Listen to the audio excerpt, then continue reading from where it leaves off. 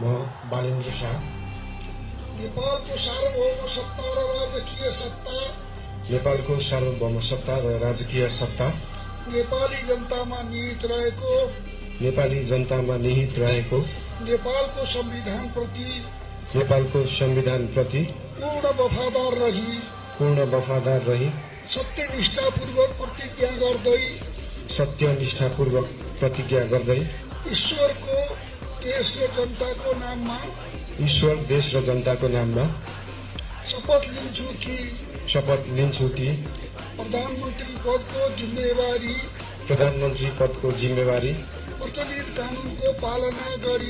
प्रचलित कानूनको पालना गरी मुलुक र जनताको भलो चिताई कसैको डर नमानी पक्षपात नगरी पूर्वाग्रह वा खराब भावना नलिई इमानदारीका साथ गर्नेछु र आफ्नो कर्तव्य पालनको सिलसिलामा आफूलाई जानकारीमा आएको कुरा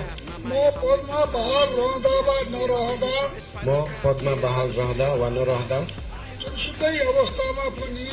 जुनसुकै अवस्थामा पनि प्रचलित कानूनको पालना गर्दा बाहेक अरू अवस्थामा